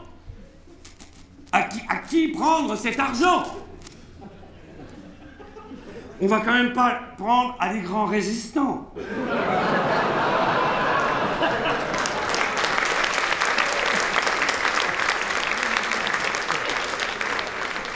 Le refrain revient, les 3% de déficit annuel par rapport au PIB à ne pas dépasser sous peine d'excommunication européenne.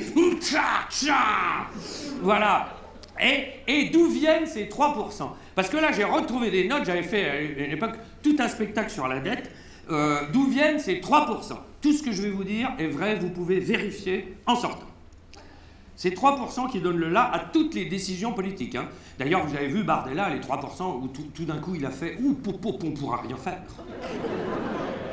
Voilà. Qui influe sur notre vie quotidienne. Hein. Ce chiffre a été pondu. Ce que je vous dis est strictement vrai. Le mec a fait une interview, vous pouvez la retrouver. A été pondu par un fonctionnaire du ministère des Finances, un certain Guy Abeille, qui a inventé, ce sont ses mots, ce chiffre un soir de juin 1981. Mitterrand, un grand expert en économie, hein, a convoqué un jour, c'est lui qui raconte, une équipe du ministère des Finances en leur disant « Trouvez-moi un truc pour que les ministres arrêtent de me demander de l'argent tout le temps. » Eh bien, le Guy Abeille, en 1 heure, c'est lui qui raconte, un soir d'été, sur un coin de table, en sirotant un verre de vin, a pondu le 3. Interview, on lui a demandé, est-ce que c'est basé sur une théorie économique? Réponse, non. Mais pourquoi 3? Réponse, parce que ça m'a rappelé la Trinité. Si le mec avait pensé au nain, on pourrait faire la transition écologique. Oh, la dette, notre fardeau. Et c'est toujours pareil, c'est la culpabilité. La dette, c'est avant tout ça. Hein. La dette, c'est à cause des chômeurs, des retraités, des malades, des assistés. C'est à cause de vous. Hein. Et le quoi qu'il en coûte pendant la pandémie, c'était pour qui? C'était pour vous. Bande d'enculés. Hein? Est-ce qu'il y a des retraités dans la salle? Salaud! Est-ce qu'il y a des chômeurs? Ouais. Et ils viennent au spectacle!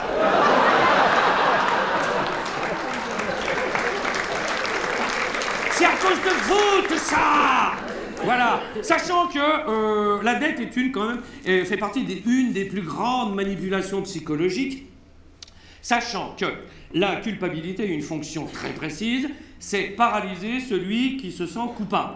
Souvenez-vous, pendant la pandémie, tu as 20 ans, tu n'es pas vacciné, tu vas tuer ta grand-mère.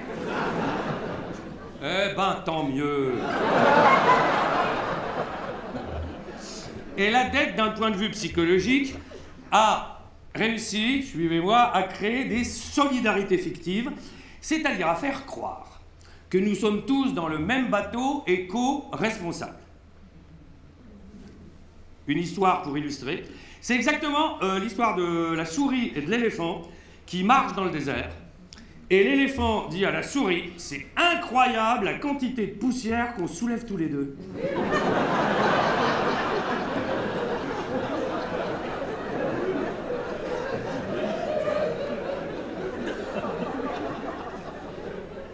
Mais déjà qu'on est perdu, paumé, en manque de repères, de valeurs, là on est complètement à l'ouest. Comment voulez-vous qu'on s'y retrouve? J'ai pris quelques faits d'actualité, j'aurais pu en citer 30. Hein. Voilà, en pleine période d'économie. Hein. On nous demande sans arrêt, il va falloir faire des économies. Le fou nous appelle à la raison. Hein. Des économies. Eh ben, on organise une élection qui va coûter 65 millions d'euros. Voilà, le 6 janvier 2024. On a durci la loi pour contrôler l'immigration jugée dangereuse. Texte voté par l'extrême droite. 21 février 2024, Manouchian et ses copains polonais, roumains, hongrois, italiens, espagnols emménagent au Panthéon.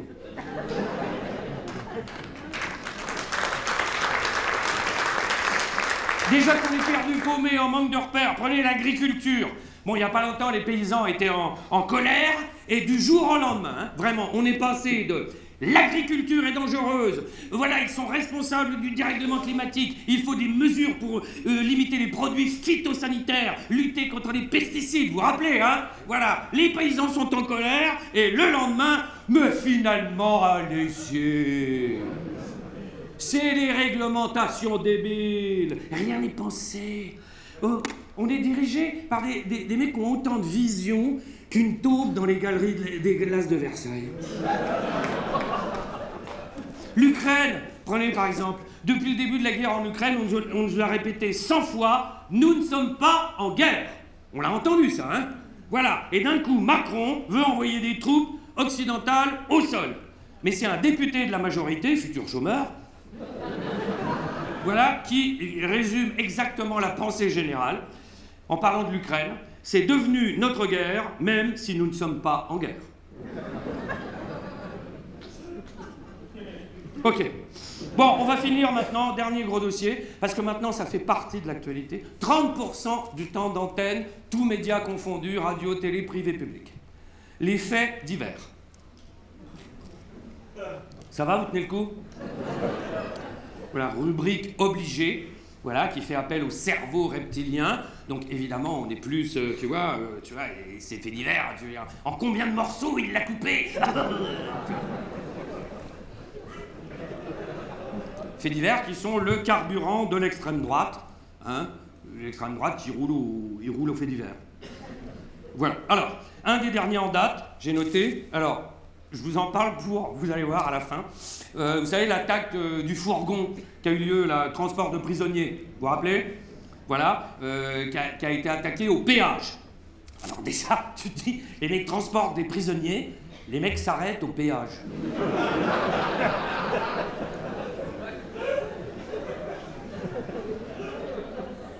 Là, moi, tu vois, si tu imagines les mecs, il y a des prisonniers dangereux, la preuve, hein. Et le mec arrive au péage, ma carte bleue.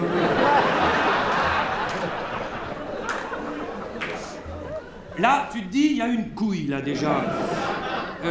Et alors, le fourgon marqué en gros, vous avez dû voir la photo, en gros, mais en énorme, administration pénitentiaire. Tu vois, pour être sûr de ne pas le louper. Et là, on a, j'en parle, vous verrez à la fin, tout ça c'était pour libérer un prisonnier qui s'appelle La Mouche. La Mouche, hein, c'est son surnom, hein. Voilà, qui est toujours en fuite d'ailleurs, alors qu'un peu de papier collant, normalement, bon. Le mec, visiblement très dangereux, impliqué dans le trafic de drogue. Bon, l'immobilier est en crise, hein, faut comprendre. Voilà, et qui gérait tout son trafic par téléphone depuis sa cellule. Bon. Télétravail.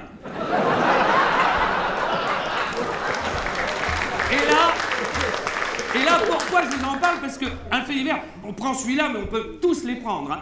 Tout d'un coup, le délire médiatique s'enflamme. Je ne vous parle pas de CNews, hein, etc. Et là, tous les médias, ça y est, les mecs vont sur les outrés professionnels, sur les plaintes. Oui, eh bien voilà, on est au Mexique.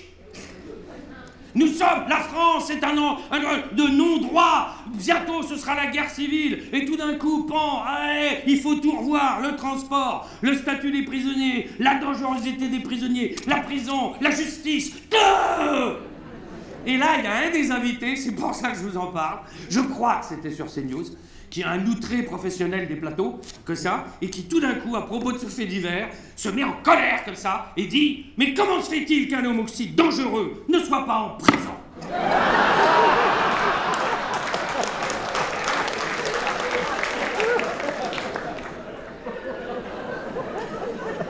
Pas mieux. Voilà. Et donc, visiblement, alors la mouche, là, il est toujours en fuite, hein. La question, va-t-il participer au JO? Voilà, alors, je vous parle de ce fait divers parce qu'il y a aussi, ça c'est, pensons de temps en temps un peu à la police, parce que, alors, il y a eu plein d'appels anonymes, hein, c'est une tradition en France, hein, de gens qui ont vu le mec, qui ont vu la mouche. Et il paraît que la police a eu plus d'une centaine d'appels. Hein, de gens qui vraiment, oui, je l'ai vu. Alors il y en a qui l'ont vu dans un château dans l'Eure, un autre dans un grand magasin sur la côte atlantique, d'autres, enfin un peu partout. Et dans les témoignages, il y a une femme qui l'a vu sous son lit. Alors attendez, c'est que dans ces cas-là, la police est obligée de se déplacer. Non, je sais pas si vous voyez le métier que... Les mecs obligés d'y aller à deux. Hein, chez la... Ding dong. Bonjour madame. Et là, elle ouvre la porte et là...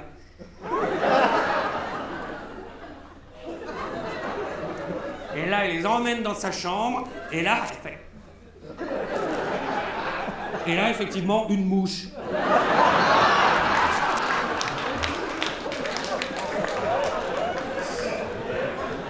Sinon, qu'est-ce que... Comme fil d'hiver, qu'est-ce qu'on a eu là? Ah oui, il y a eu aussi Kenji Girac. Oh. Vous avez vu là? Qu'est-ce qui s'est passé dans cette caravane, mon Dieu? Ce pauvre Kenji. Alors, il paraît qu'au début, les médecins nous disent il s'est tiré dessus, dans la poitrine, mais accidentellement. Et là, tu fais, il est vraiment con, lui. Alors, finalement, rebondissement, ce serait... Alors, il a dit après, c'est une simulation de suicide, mais avec une balle réelle. Alors pourquoi cette tentative? A-t-il écouté un de ses albums en entier? Alors... Et là j'en parle parce qu'on a un homme qu'on aime, on n'aime pas, peu importe, en pleine détresse morale, hein. Ça peut arriver au meilleur, croyez-moi. Et maintenant, voilà, les médias, on a droit à tous les détails. La vie privée n'existe plus. Ce pauvre mec qui était en détresse totale. On sait ce qui s'est passé dans la caravane, ce qu'a dit sa femme, ce qui s'est passé seconde après seconde, quoi, quand. Et même le procureur général. C'est des héros maintenant, les procureurs généraux. C'est des vedettes, hein. Vous avez vu, procureur général qui lâche comme ça devant tout le monde, conférence de presse. Oui, ce personnage prenait des cuites régulièrement. Et là, t'as envie de lui dire, mais prends-en une, toi. Voilà, dans quel monde on vit. Voilà, et alors pour finir, ça va, vous tenez le coup, hein? Alors, pour finir, depuis 2 ans et demi, 3 ans maintenant, je note systématiquement les titres des faits divers, pas tous, hein. Voilà, faits divers qui sont le miroir, déformant ou pas, de notre société. Voilà. Je ne change pas un mot, une virgule. Dernier fait divers, miroir de la société. Elle se casse les orteils avec sa planche à repasser en télétravail. C'est pas fini. La justice ne retient pas l'accident de travail. Suivant, attention. Un médecin de 81 ans mis en examen pour 3 viols. Eh oui, c'est comme vous, là, tout d'un coup, tu fais, putain, travailler à cet âge-là. Oh, celui-là, je l'aime bien. C'est horrible, mais c'est pour ça que j'aime bien. Alors, depuis la mort d'un homonyme, Alain ne touche plus sa retraite. Là, tu fais, putain, c'est pas son jour, lui. Alors, oh, celui-là, horrible, vous avez dû l'entendre. Un corps. Et nous, on prend ça, hein. C'est pour ça que je vous le dis. On fait éponge, nous, à chaque fois. Donc, l'ambiance de merde, un corps découvert, un corps découpé en morceaux, découvert dans une valise sous le pont d'Austerlitz. C'est pas fini. La victime tétraplégique a été tuée à main nue par son auxiliaire de vie. Et là, tu fais... voilà, là, ouais, là, on est... voilà. Bah, c'est-à-dire, bon, l'auxiliaire de vie, il n'a pas voulu attendre la loi sur la fin de vie, là. Hein, là, il y a 1800 amendements, il a fait non. Et tu vois, et on prend tout ça, on prend tout ça. Et alors, évidemment, la question que tout le monde se pose, mais comment peut-on faire ça? Tu vois? Eh ben, il faut être outillé. Et du coup, ça crée évidemment une ambiance pourrie, une ambiance de merde, propice évidemment à l'extrême droite. Et on a eu, parce que chaque campagne politique, le dernier fait divers qui tombe à pic. Voilà, vous avez vu, 3 ados, 3 gamins accusés de viol sur une mineure de 12 ans. Donc là, on est dans le... Voilà, viol à caractère antisémite. Voilà. Et là, tu vois ça, tu te dis, l'extrême droite n'a pas besoin de programme. Son programme, c'est le programme des chaînes d'infos. Voilà. Et évidemment, Bardella, Jordan, qui va faire un audit, hein, et qui, aussitôt après ce fait divers, regardez, c'est bien ce qu'on vous avait dit! Et qui promet le rétablissement de l'autorité sur chaque mètre carré du territoire.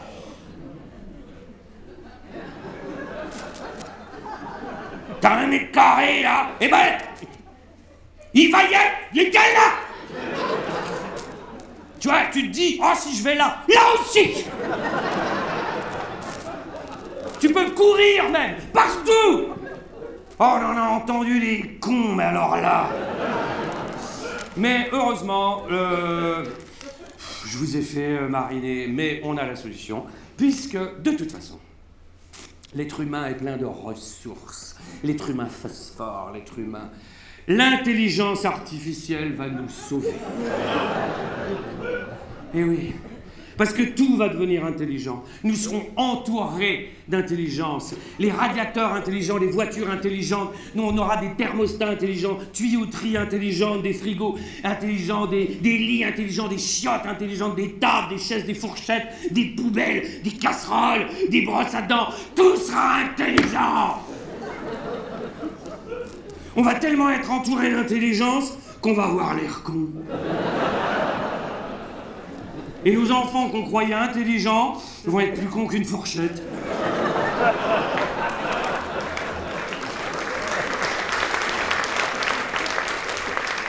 Mais ne nous laissons pas emporter.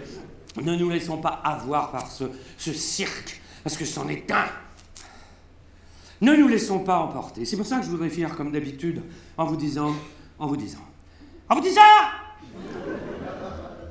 Faisons gaffe. Faisons gaffe à l'hypocondrie médiatique. Cessons d'amplifier le danger nourri par les médias. La morosité ambiante devient ma morosité, la réalité du monde devient mon triste sort, et on finit par se rassurer dans l'angoisse. C'est trop tard. Spirale infernale nourrie par une overdose d'infos. Trop d'infos, tu l'info, comme trop de lois, tu la loi. Par contre, trop de conneries n'a jamais tué un con.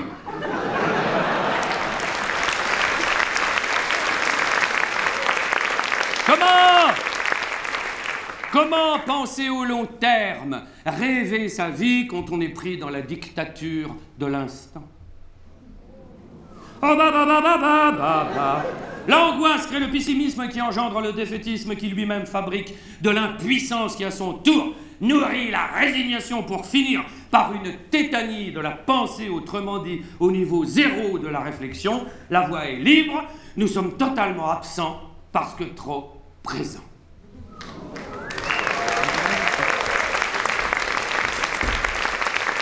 Alors, prenons de la hauteur, du recul, respirons, rêvons, pensons. Si l'autruche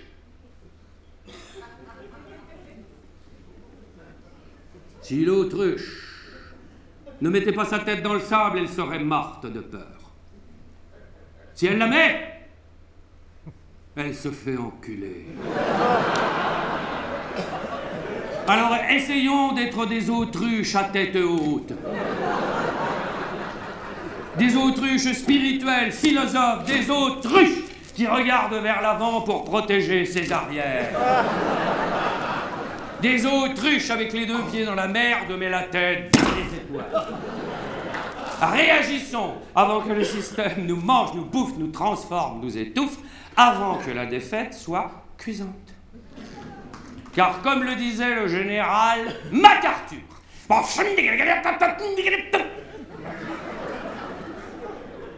toutes les grandes défaites se résument en une phrase.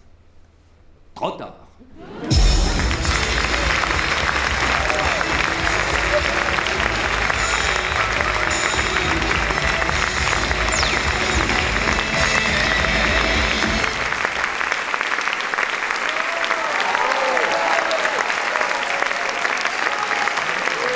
Merci beaucoup, bravo à vous.